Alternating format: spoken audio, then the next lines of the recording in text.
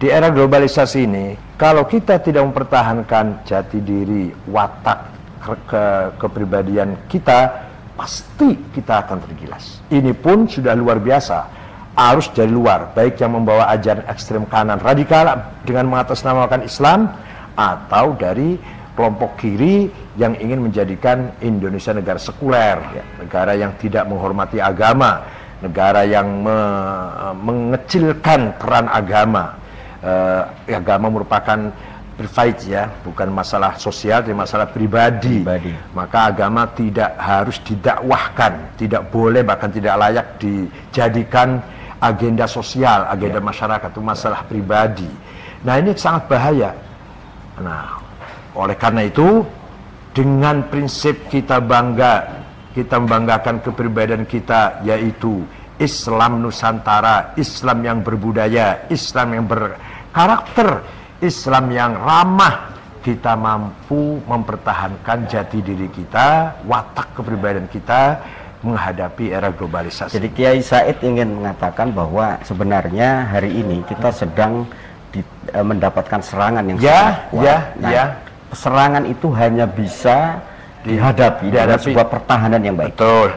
Islam Nusantara itu adalah konsep pertahanan kita. Jadi seperti contoh dari ekstrem kanan, kita ini sudah darurat Wahabi. Darurat Wahabi.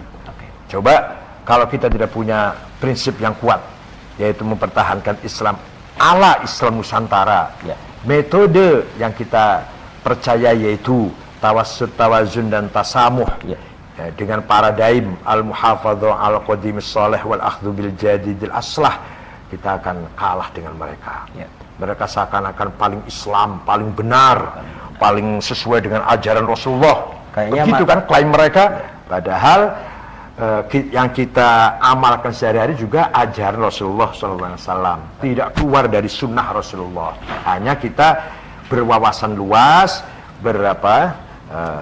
lebih membumi, mengembangkan segala hal untuk kemajuan Islam itu sendiri. Bukan untuk merubah Islam atau untuk menggerogoti Islam, untuk mengembangkan dakwah Islam itu sendiri. Kemudian Syiah juga harus kita waspadai. Syiah juga harus kita waspadai, walaupun belum darurat. Belum darurat.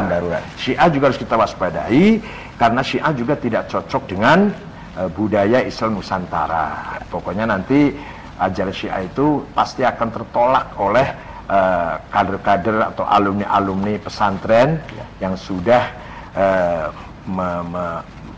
mendapatkan ilmu, khazanah ilmu pesantren yang sudah mendalam, pasti akan menolak, akan tertolak. Lah, ini baru contoh, baru salah satu contoh. Itu belum dari sisi radikal agama. Yang dari kiri, yang namanya demokrasi liberal, sosialis sekuler juga sangat kawin sesama jenis. Itu antara lain, kawin sesama jenis antara lain. Kemudian kalau kita mengajak orang supaya sholat itu melanggar hak asasi. Ada orang lagi kerja, ada orang lagi menekuni pekerjaannya, kita ajak sholat dulu karena sudah waktunya datang sholat. Itu kita melanggar hak asasi, melanggar kebebasan kerjaan mereka. Itu mengganggu pekerjaan mereka, melanggar kebebasan dia dalam bekerja. Itu konsepnya seperti itu. Sehingga nanti masalah agama tinggal apa? Tinggal iman paling, tinggal percaya bahwa ada Tuhan. Tapi masalah syariat sudah tidak lagi penting, bahkan syariat bisa mengganggu kinerja. Seperti puasa bisa mengurangi produksi, bisa mengurangi produktivitas itu bisa merosot katanya. Nah, ini kan betul-betul pandangan dari demokrasi liberal, sosialis sekuler. Artinya Kiai Said ingin menyampaikan kepada seluruh warga Nahdlatul Ulama bahwa Nahdlatul Ulama sedang berada dalam situasi yang tidak mudah. Dan itu oleh karena itu PBNU sedang mengajak warga NU untuk menghadapi ini semuanya dengan cara memperkuat ajaran kita dan pemahaman kita khususnya Islam Nusantara. Dan Kiai, nanti di segmen berikutnya kita akan lebih banyak membahas, menjawab beberapa kesalahpahaman di bawah terkait apa yang pernah disampaikan dan juga Nahdlatul Ulama. Dan para pemirsa, jelas sekali bahwa Nahdlatul Ulama mulai berdirinya hingga sekarang tidak ada yang berubah. karena Nahdlatul Ulama tetap mengambil apa yang sudah kita miliki dan akan mengembangkan apa hal baru yang nanti harus kita antisipasi sebagai sebuah jadidil aslah. Jangan kemana-mana, saya akan segera kembali. Baik, terima kasih Anda masih bersama saya dalam acara Talkshow Sudut Pandang, sebuah perbincangan yang membahas peristiwa dari perspektif yang seharusnya. Dan para pemirsa, Anda warga Nahdlatul Ulama dimanapun Anda berada, dan para pemerhati dan para supporter NU di seluruh Nusantara dan seluruh dunia, kami hari ini sedang berbincang bersama Ketua Umum Pengurus Besar Nahdlatul Ulama, Profesor Dr. Kiai Haji Said Agil Siraj, dan kita membincang tentang beberapa hal tantangan Nahdlatul Ulama di era global kali ini. Dan tadi sudah disampaikan bahwa Nahdlatul Ulama akan terus menghadapi seluruh tekanan internasional, bahkan juga apa yang terjadi di hari ini secara konteks global maupun lokal, dengan prinsip al-mukhafadhu ala al-qadim sholeh wal akhlu bil jadidil aslah. Kiai Said, banyak orang kemudian akibat mudahnya orang mengakses informasi, Kiai, seringkali apa yang kita sampaikan dengan sesuatu yang jelas seperti yang tadi di segmen pertama katakan, kemudian masuk ke sebuah proses produksi berita itu jadinya bias kemana-mana, Kiai. Bahkan biasnya itu sempat kemudian membuat warga Nahdlatul Ulama banyak yang bingung gitu ya, dan kebingungan itu tentu cukup membuat mereka sedih, ya. Kenapa? Karena apa? Karena ini terkait dengan sebuah organisasi Nahdlatul Ulama yang sangat besar. Salah satu hal yang sering disalahpahami atau memang sengaja disalahpahamkan itu adalah tadi konsepsi Islam Nusantara. Salah satu hal yang dibuat kampanye black campaign atau kampanye hitam yang dilakukan kepada Nahdlatul Ulama adalah Islam Nusantara itu pada dasarnya adalah sebuah konsepsi Islam dicerabut, dibelokkan dari ajaran Rasulullah Shallallahu Alaihi Wasallam. Kiai, mungkin Kiai bisa menjelaskan. Yaitu bagi orang yang salah paham atau tadi yang tidak mau paham lah, atau pura-pura tidak paham. Pura-pura tidak paham. Sudah saya katakan tadi bahwa istilah Islam Nusantara bukan madhab, bukan aliran. Walhasil ringkasnya Islam Nusantara itu Islam ahli sunnahnya Nahdlatul Ulama, Islam ahli sunnahnya para wali songo dan para aulia. Tidak ada perubahan, tidak ada yang berubah sama sekali. Justru kita ingin mengembangkan, meningkatkan, mendalam tentang kesunnian kita, tentang prinsip kita yaitu ahli sunnah wal jamaah, mempertegas sesungguhnya. Contoh misalkan dalam hal syariat Islam kita harus taklid, itu harus, tidak bisa kita ijtihad sendiri langsung pada Quran dan hadis. Syariat Islam harus taklid, ya. Tidak mungkin kita akan langsung mengambil dari Quran dan hadis di zaman sekarang ini.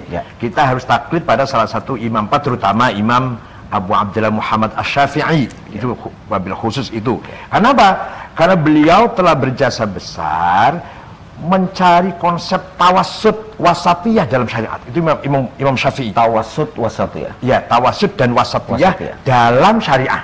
Jadi yaitu garis tengah. Ya, yaitu menggabungkan nas yang isinya Quran hadis dan akal, yaitu isinya ijma dan qiyas. Ijma itu akalnya ulama kolektif, qiyas itu akalnya ulama yang individual, yang sporadis. Nah, tanpa gabungan itu kita tidak mungkin akan paham Islam, syariat Islam dengan sebenarnya. Karena hanya Quran dan hadis saja tidak mungkin kita akan bisa menjalankan syariat Islam dengan benar. Pasti harus memasukkan unsur akal, faktor akal. Akalnya ulama, bukan akalnya saya, akalnya Imam Syafi'i lah, akalnya Imam Hanafi, Imam Malik. Nah, itu yang harus kita pertahankan. Kalau akal saja liberal, liar, nggak mungkin memahami syariat dengan benar. Dan NU tidak liberal. Tidak liberal. Quran hadis saja nanti akan jumun. Bahkan bisa salah. Contoh misalkan, ada sebuah hadis Rasulullah yang mengatakan, kalau kamu akan qadha'il hajah, pipis atau buang air besar, syarriku au gharibu, menghadaplah ke barat, ke timur atau ke barat. Nah, kita harus tahu konteksnya. Rasulullah berbicara itu, bersabda itu, beliau di Madinah posisinya. Jadi jangan menghadap ke selatan nanti menghadap Ka'bah, jangan menghadap ke utara membelakangi Ka'bah. Jadi poinnya bukan di arah, tapi kiblatnya. Nah, itu. Coba kalau kita pegang nas itu di kita sini, malah kita terjerumus pada kesalahan sehingga kita akhirnya menghadap Ka'bah atau membelakangi Ka'bah. Maka di situ Google Map jadi butuh ya.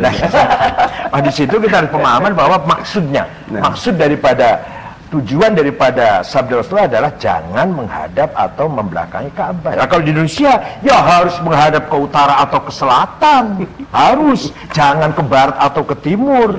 Coba itu kalau akal nggak masuk, kalau nggak akal intervensi. Begitu pula narkoba, ganja, heroin, kokain, apalagi itu yang memabok-mabokkan. Kalau kita hanya pegang nas, nggak ada hukumnya ganja di Quran hadis secara nas, nggak ada hukumnya narkoba, harus pakai kias. Kias itu akal, namanya kias burhani, kias fakta. Misalkan ini ganja, hadza muskir wa kullu muskirin khamrun wa kullu khamrin haram fa hadza haram. Ini barang memabokkan, faktanya memabokkan. Setiap barang memabokkan berarti masuk dalam golongan khamr. Setiap khamr merek apa saja, produk mana saja haram, maka ini barang haram. Itu kias burhani. Contoh misalkan lagi di Quran dilarang bentak orang tua atau ngucap kasar dengan ayah ibu. Wala taqul lahuma uffi wala tanharhuma. Kamu jangan mengucap kasar dan jangan bentak-bentak ayah dan ibu, dosa besar. Kalau gitu tempelingin aja. Quran nggak melarang kita nempelin ayah ibu, nggak ada larangannya. Jangan nempeleng, nggak ada itu. Nah, harus pakai kias, namanya kias aulawi. Kalau bentak dan ngomong kasar itu dosa, ya dosa besar, apalagi atau fabil aula, lebih-lebih nempeleng dan mukul ayah dan ibu. Wala taqrabuz zina innahu kana fahisyatan wa sa'a sabila. Kamu jangan sekali-kali mendekati perbuatan zina. Ini yang diharamkan mendekati. Kalau mendekati saja dilarang, apalagi zina. Itu namanya qiyas aulawi. Walhasil, memahami syariat Islam tidak mungkin kalau hanya dengan Quran dan hadis saja. Harus ada intervensi faktor akal. Nah, akal itu akhirnya ulama kumpul kolektif menghasilkan sebuah hukum namanya ijma. Seperti prakteknya sholat itu ijma, prakteknya haji itu ijma. Nggak ada di Quran hadis prakteknya sholat itu seperti ini gitu, nggak ada. Semua itu dari ijma'nya ulama. Kemudian beda-beda dikit, Hanafi, Malik beda dikit, Maliki, Syafi'i beda dikit, tapi prinsipnya begitulah sholat, caranya sholat itu. Kemudian prakteknya haji beda-beda dikit ada, nah, tapi pada prinsipnya haji seperti itu, sepakat, itu ijma'. Kemudian kias juga nggak bisa kita tinggalkan, pasti membutuhkan kias. Ketambahan lagi kita juga harus memahami maqasidus syariah, tujuan, target, goal daripada syariat itu apa, yaitu kitab Al-Muwafaqat lil Imam Asy-Syafi'i, Al-Muhafadhah 'ala ad-din wal 'aql, Al-Muhafadhah 'ala an-nasl, Al-Muhafadhah 'ala al-mal, Al-Muhafadhah 'ala al-'ird, Al-Muhafadhah 'ala an-nafs. Itu yang namanya maqasidus syariah. Tujuan syariat itu bukan semata-mata ingin harus syariat saja. Tujuan harus tahu, yaitu menjaga keselamatan akal, keselamatan keluarga, keselamatan harta, properti, keselamatan dignity, harga diri, keselamatan jiwa. Akhirnya Al-Quran hadis itu kemudian bisa dikelola menjadi lebih bijak sesuai dengan kebutuhan. Makanya kita harus paham tentang asbabun nuzul, asbabul wurud, mampu mengkontekstualisasikan ajaran Islam. Maka dalam Quran dikatakan falaula nafara min kulli firqatin minhum ta'ifatul liyatafaqahu. Harus ada yang paham agama fiddin. Yatafaqahu fiddin, harus ada yang paham agama. Yatafaqahu adalah bentuk kalimah fi'il mudhari yang zamannya sekarang dan akan datang. Artinya kita harus mampu mengkontekstualisasikan ajaran Islam sesuai dengan tuntutan zaman sekarang dan yang akan datang, bukan zaman masa lalu, bukan. Itulah kenapa dalam beragama pun kita harus mengantisipasi perubahan. Itu tidak dalam prinsip, tapi dalam bagaimana menjalankan prinsip itu. Bagaimana menjalankan prinsip itu. Banyak sekali yang harus zaman. Nah, itu ya. Jadi itu Syafi'i. Satu lagi imam berhasil membentuk atau menciptakan tawassut dan wasatiyah dalam akidah, yaitu Imam Asy'ari. Imam Asy'ari dengan kecerdasannya mampu memberikan pengajaran pada kita wasatiyah dalam akidah. Quran hadis saja tidak cukup, nanti bisa terprosok pada tadsim, tamthil. Di Quran ada yadullah fawqa aydihim, berarti Tuhan punya tangan. Di Quran ada wa yabqa wajhu rabbika dzil jalali wal ikram, berarti Allah punya muka. Nanti di Quran ada Ar-Rahmanu 'alal 'arsy istawa, Allah duduk di arasy. Ini karena apa? Kan tidak pakai akal, tidak menggunakan akal, hanya teks saja. Pakai akal saja tidak akan sampai kepada tauhid yang benar. Pakai nas saja kita bisa terjerumus pada tajsim wa tamtsil yang juga salah.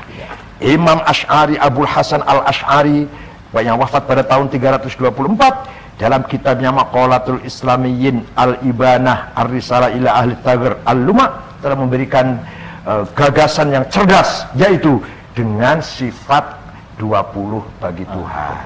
Nomor 1 sifat wujud, sifat nafsiyah. Di dalam Al-Quran tidak ada lafal wujud. Lafal wujud tidak ada di Quran itu.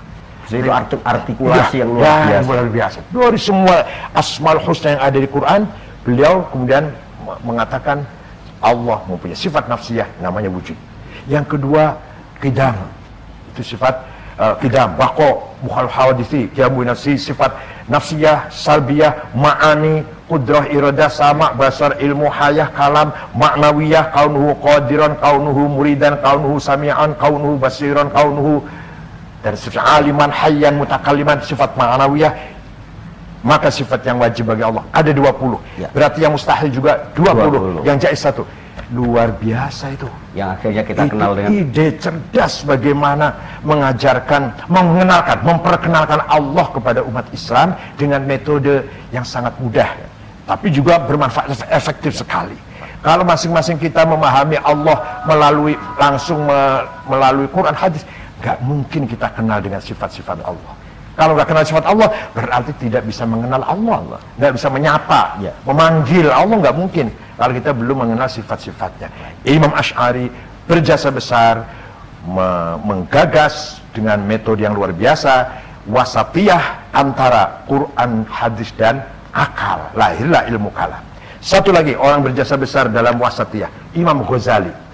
Imam Ghazali membangun sebuah konsep tasawuf yang wasatiyah. Syariat harus dijalankan, tapi syariat ini tidak ada artinya kalau tidak didasari dengan hakikat. Hakikat saja salah, syariat saja fasik, hakikat saja zindik. Nah, dua-duanya syariat harus diamalkan, tapi syariat ini juga harus mempunyai fondasi, yaitu hakikat. Jadi kita harus sholat sesuai dengan syarat rukun, tapi sholatnya harus khusyuk lillahi ta'ala, bukan pamer, bukan riya, bukan menghadirkan substansi. Luar biasa. Jadi Imam Ghazali berhasil mentaufikkan, mengharmoniskan antara ulama zahir dan ulama batin, ulama syariah dan ulama haqiqah. Tadinya tegang itu, sebelum Imam Ghazali sering ada ketegangan antara sufi dengan fuqaha, antara para sufi dengan para fuqaha sering tegang. Kata orang fuqaha, yang penting sholat itu syarat rukunnya pas, baca fatihahnya fasih, itu sah. Kata orang sufinya, kalau nggak khusyuk, nggak ada artinya sholat itu, tegang. Imam Ghazali lah orang yang berjasa besar menggabungkan, mengharmoniskan antara syariat dan hakikat dalam kitab yang spektakuler, Ihya Ulumuddin. Maka Ihya itu separuh awal bicara syariat, separuh akhir rubu'ul munjiyat dan rubu'ul muhlikat, ektas positif dan ektas negatif.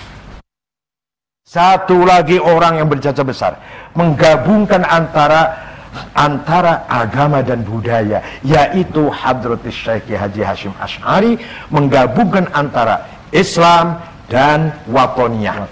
Islam saja belum cukup untuk menyatukan umat. Contoh di Timur Tengah, Afghanistan, semuanya Islam. Sesama Islam perang, sesama Islam membunuh. Afghanistan, dan ada 10 friksi di Afghanistan, semuanya Sunni. 10 kelompoknya semuanya mazhabnya Hanafi. Semua tarekatnya Naqsyabandiyah.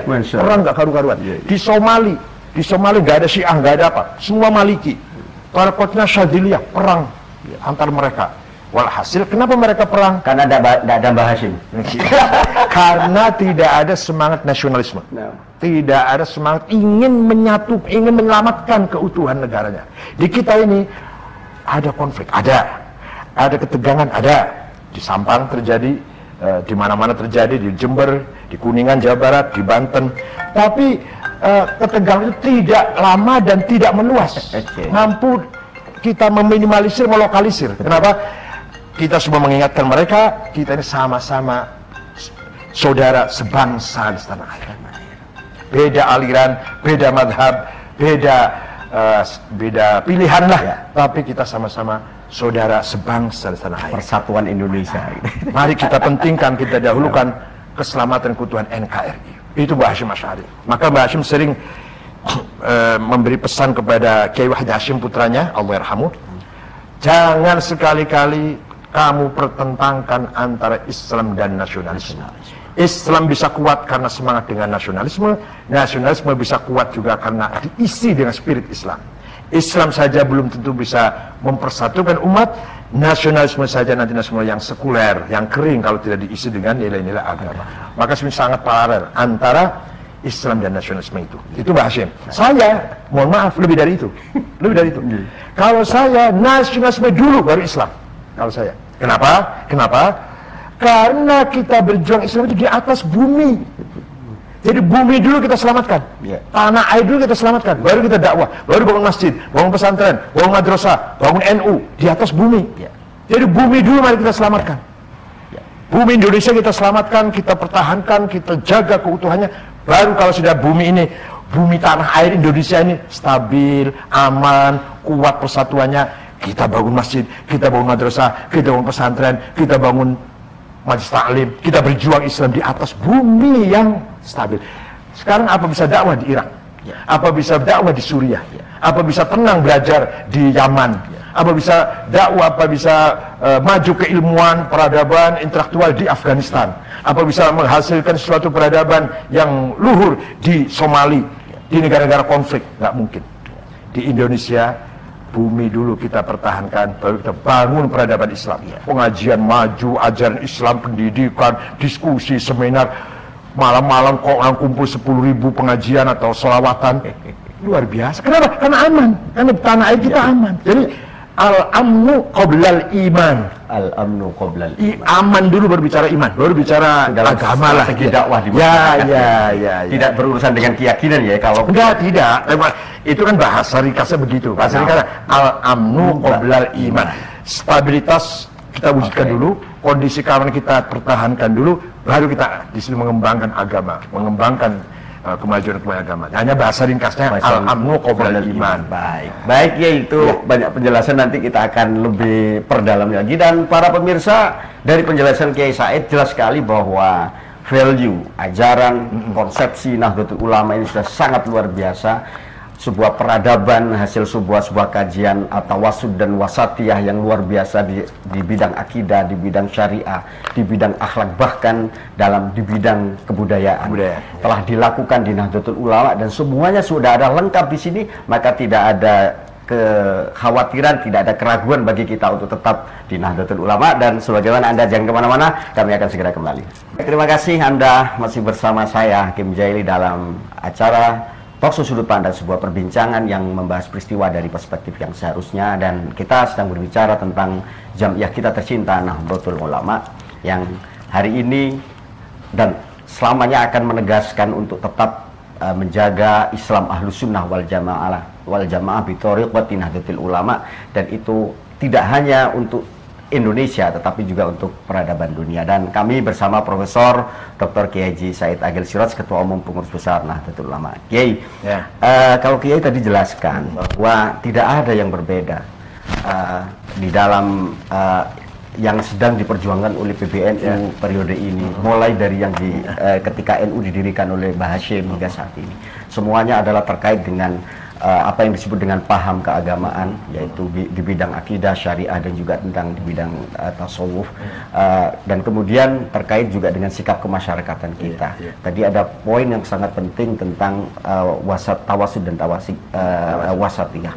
Kiai, karena kita ini kemudian berbicara sangat sangat kontekstual begitu, Kiai, seringkali kemudian ada tuduhan, Kiai, bahwa apa yang dilakukan oleh Nahdlatul Ulama hari ini, khususnya yang dilakukan oleh Kiai Said dengan penjelasan yang sangat dalam dan sangat lengkap, itu kemudian lebih menggunakan logika-logika sehingga orang menyebutnya sebagai liberal gitu ya. Ada lagi juga mengatakan bahwa Kiai Said itu apa itu Syiah dan sebagainya. Kiai, sebenarnya kalau kita mau jelaskan gitu ya, fenomena apa yang sedang terjadi dalam kehidupan pemikiran keagamaan hari ini antara liberal di satu sisi, Syiah, kemudian Wahabi, ya mungkin bisa jelaskan.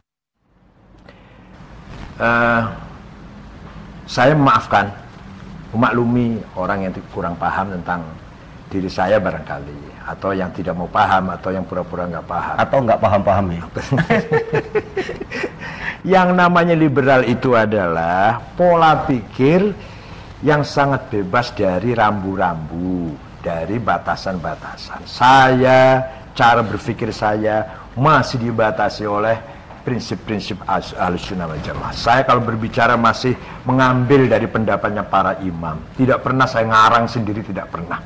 Saya masih berlandaskan Imam Ghazali yang tadi saya katakan tadi, Imam Ghazali, Imam Asy'ari, Imam Syafi'i dan sebagainya. Nggak pernah saya keluar dari rambu-rambu ajaran-ajaran para a'imah itu. Hanya barangkali karena saya bukan kadang-kadang tidak tekstual, tapi saya mampu mengaktualisasikan ibarat-ibarat, tabir-tabir yang ada di kitab itu. Bahkan saya sering barangkali menyampaikan hal-hal yang orang banyak tidak tahu, seperti masalah jenggot. Ini kitabnya ada, namanya Akhbarul Hamqa wal Mughaffalin, karangan Abu Abdurrahman Ibnul Jauzi yang wafat tahun 597. Ibnu Jauzi mengatakan bahwa Ibnu Sirin, seorang tabi'in ini, Ibnu Sirin mengatakan, idza ra'aita ar-rajul tawilal lihyah fa'lam dzalika fi 'aqlihi naqsun ma zadat lihyatu rajul ala qabdatihi illa kana ma zada fiha naqsan min 'aqlihi. Ibnu Sirin seorang tabi'in yang wafat tahun 110 Hijriah. Beliau mengatakan, kalau kamu melihat ada orang yang jenggotnya panjang, ketahuilah bahwa akalnya ada sesuatu di akalnya itu. Semakin panjang jenggot seseorang, lebih dari segenggam, lebih panjang dari ini, semakin panjang, semakin menunjukkan kebodohannya, ketololannya, kedunguannya. Jadi batasannya segenggam. Coba lihat Syekh Yusuf Qaradawi, Syekh Said Muhammad Ali Al-Maliki, itu sebatas itulah itu. Kemudian ada syairnya juga, fanuksanu aqlil fata indana bimiqdari ma zada fi lihyatihi. Idza aradat lil fata lihyatun wa talat fasarat ila sirratihi fanusali aqli fata indana bimiqdari ma zada fi lihyatihi. Semakin panjang jenggotnya semakin menunjukkan kekurangan kecerdasan akalnya. Ini syairnya ini. Begitu pula ada Imam Qais bin Ahnaf, itu tabi'in juga. Qais bin Ahnaf, Ahnaf bin Qais, Ahnaf bin Qais yang wafat tahun berapa ini? Pokoknya tabi'in ini, tabi'in juga mengatakan seperti itu pendapatnya. Ya. Jadi apa yang saya sampaikan itu tidak keluar dari rambu-rambu kitab. Itu satu. Kemudian masalah Syiah. Ketika saya pidato di forum Syiah itu, atau saya sering sampaikan, pasti ada mengatakan menurut orang Syiah. Tuh, nanti kata menurutnya dibuang itu. Ya, menurut orang Syiah, setelah Rasulullah wafat ada nas, ada pesan, ada wasiat bahwa pengganti saya Ali. Nah, ketika Sayyidina Abu Bakar, Sayyidina Umar menjadi khalifah, itu berarti merebut, mengkhianati wasiat Rasulullah. Berarti Abu Bakar Umar itu pengkhianat. Itu ada kata menurut orang Syiah. Itu dipotong, menurutnya dibuang. Ada lagi menurut tafsir Mu'tazilah mengatakan agama itu semua sama, terutama yang ada di Quran, innalladzina amanu walladzina hadu wan nasara was-sabiin man amana bil akhir falahum alaihi walahum yahzanun. Yahudi, Kristen, Sabia asal beriman kepada Allah, pada Tuhan dan beramal soleh, semua akan masuk surga. Itu pendapatnya filosof, bukan berarti saya bukan. Saya itu baca dari tafsir, masa saya ngarang. Jadi kadang lafal menurutnya itu tidak terbaca atau tidak terdengar atau dihapus atau sengaja dihapus. Barangkali nggak kedengaran barangkali atau nggak terbaca barangkali. Jadi itulah karena kita ingin membuka wawasan kepada terutama ulama-ulama yang muda. Gus-gus ini supaya cerdas, mempunyai visi misi. Gus Dur itu guru saya. Bukan guru saya ngaji pada Gus Dur kitab, nggak pernah saya ngaji pada Gus Dur kitab gitu, nggak. Guru dalam apa? Dalam ilmul ahwal. Begini, ilmu ahwal. Kang Said, ilmunya sampai itu untuk ini. ilmunya sampeyan itu ya yang lumayan lah, nggak banyak banget sih ilmu saya. Itu untuk ini. Nah, untuk ini itu namanya ilmu ahwal. Makanya As-Sufi Ibnu Waqti. Sufi itu adalah orang yang memahami waktunya. Sufi itu kata Imam Junaid loh. As-Suni Ibnu Waqti. As-Sufi Ibnu Waqti. As-Sufi kalma'i la launa lahu launuhu launu ina'i. Kata Imam Junaid itu. Kata Abul Qasim Muhammad Al-Junaid Al-Baghdadi Al-Nahawandi Al-Qawariri, wafat tahun 297. Sufi itu seperti air, nggak punya warna. Warnanya tergantung warna tempatnya. Itu apanya? Seorang sufi itu orang yang memahami situasi dan kondisi ketika itu, yang arif tentang kondisi masyarakat, kondisi suasana sosial. Itu harus paham betul. Bahkan nanti orang sufi bisa membangun masyarakatnya sesuai dengan zaman konteksnya itu, konteks zamannya. Nah ini, maka Gus Dur itu guru saya dalam hal memahami situasi. Syekhul Ahwal. Nah, Syekh fi ilmil ahwal. Nah, oleh karena itu saya diberi pelajaran sangat besar sekali manfaatnya oleh Gus Dur, yaitu tentang bagaimana kita memahami situasi. Dengan memahami situasi itu kita mampu berkiprah di tengah-tengah situasi yang sangat yang kita berada di situ, yang sangat keras atau sangat radikal. Lah ini maaf, ini kekurangan alumni pesantren di sini. Alumni pesantren itu udah alim, apalah alfiyah, Qudul Juman, Fathul Mu'in, Fathul Wahab, ngolotok lah, alim itu. Setelah pulang ke masyarakat, kadang-kadang nggak tahu untuk apa ilmu saya ini. Ilmuku ini, hafalanku alfiyah, hafalanku Fathul Mu'in itu apa? Nah ini perlu diajari, perlu diisi dengan ilmu ahwal. Ilmu ahwal itu berarti menyangkut ilmu ijtimaiyah, siasiyah, antropologia. Itu kan kalau kita mau bahasa Arab. Apa? Ilmu tentang sosial, politik, antropologi. Termasuk sejarah. Ya? Semua sejarah. Itu adalah yang namanya ilmu ahwal. Nah, kekurangan di internal kita, orang alim banyak seamber-gamber. Alumni Lirboyo, alumni Sidogiri, alumni Sarang, alumni Tegarejo, alim-alim, alumni Cirebon. Kadang setelah dapat ilmu banyak, pulang ke masyarakat, tidak tahu untuk apa ilmu saya ini. Padahal ilmunya udah luar biasa. Nah, sekarang kita lihat, ada orang yang ilmunya pas-pasan, ya kok bisa berkiprah, bisa eksis, diterima oleh masyarakat. Kadang-kadang kita tahu ada orang yang ilmunya pas-pasan bisa eksis.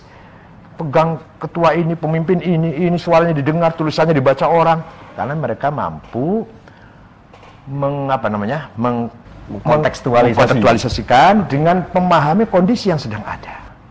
Mau contoh misalkan, cara memberi makna kitab Fathul Mu'in, ya. Bagi saya prinsip loh, Fathul Mu'in, Fathul Wahab bagi saya prinsip, saya nggak lepas dari itu. Tapi cara memberi maknanya. Faslun fil hiwalati, pasal ini akan membicarakan tentang letter of credit. Itu cara memberi maknanya, jangan ligeran. Faslun fil syuf'ati, sekarang kita akan membicarakan tentang bursa saham, jangan ngejogirgo. Nah, faslun fil domani, bank garansi. Faslun fil wathiqati, kolateral. Faslun fil salami, inden. Fil musyarakati, profit sharing. Murabahah, markup profit, itu cara supaya kok ngontak ya. Ada lagi dalam Fathul Mu'in, termasuk jihad adalah wadaf'u dharari ma'sumin musliman kana aw ghairu muslimin bil it'ami wal iksa'i wal iskani wa thamanid dawa'i wa ujrati tamrid. Wadaf'u dharari ma'sumin itu kalau diberi makna menolak kemelaratane orang yang dijaga. Kok apa artinya? Tapi saya bisa memberi arti memberi perlindungan kepada seluruh warga masyarakat yang baik-baik, bukan penjahat. Itu artinya wadaf mudhar masumin, memberi perlindungan kepada warga masyarakat yang baik-baik, bukan penjahat. Musliman kana au ghairu muslim, muslim atau muslim. Dengan apa perlindungannya? Bil it'am, pangan, wal iksa, sandang, wal iskan, papan, wa thamanid dawa'i, dan hetli, kesehatannya. Bagaimana cara mengkontekkan Fathul Mu'in, Fathul Wahab. Banyak sekali tuduhan orang yang mengkontekskan sesuatu itu akhirnya dianggap liberal, ya, karena ketakutan. Sebenarnya apa sih Kiai yang sebenarnya ditakutkan oleh kaum kita terhadap liberalisme dan Syiah itu sendiri? Liberal itu memang nanti akan cara berpikir orientasi liberal itu konteksnya hanya dia menekankan pada sosial, kesalahan sosial. Hanya kesalahan sosial. Peduli dengan masyarakat miskin, peduli dengan kedoliman, kedoliman lah, hak asasi manusia. Itu bagus, dari situ bagus. Sayangnya memotong teologi, memotong iman, memotong syariat. Artinya tidak sama sekali menganggap penting akidah dan syariah itu. Itu liberal namanya. Jadi tapi kalau liberalisme itu dipakai dan digerakkan oleh ruh keagamaan. Nah, bukan jangan begitu bahasanya. Gimana? Kalau sosialisme religius itu bagus. Oke. Sosialisme religius. Gimana pengertian? Kita memikirkan fakir miskin, kita memikirkan rakyat kecil, tapi dengan apa? Li ajli i'lai kalimatillah. Ya mencari pahala lah, mencari doa Allah. Ya itu benar itu. Lah kalau sama sekali kita menjaga kesehatan orang, supaya orang ini ibadahnya supaya bisa beribadah. Batasnya tipis sekali. Tipis sekali. Oke. Tapi menentukan. Menentukan.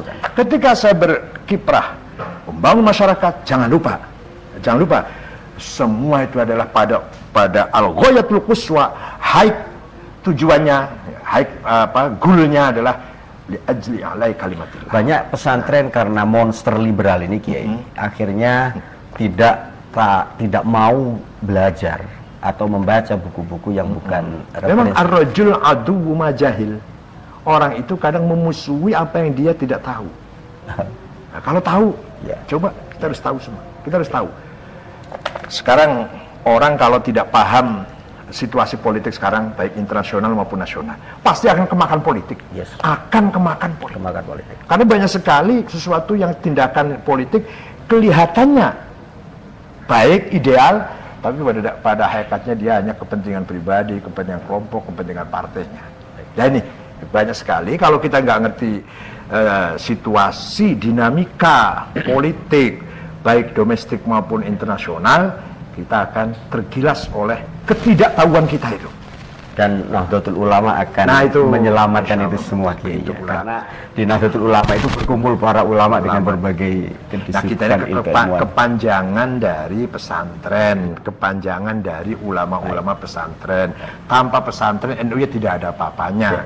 Justru NU ini adalah mengkonsolidasikan tanzim wa tansik, mengkonsolidasikan, menselaraskan ide-ide kiai-kiai pesantren. Gus Dur mengatakan NU pesantren besar. Ya itu Gus Dur ya. Pesantren NU. Coba misalkan terminologi Islam Nusantara. Para kiai sepuh menerima kok. Para kiai sepuh, Mbah Maimun, Mbah Nawawi Sidogiri, Kiai Subadar, semua kiai sepuh, Kiai Dimyati Rois Kaliwungu, Kiai Sanusi Baco Makassar, Kiai Muhtadi Banten, semua oke. Kenapa? Karena memang sejarah perkembangan Islam di Nusantara ini peranan ulama sangat besar sekali.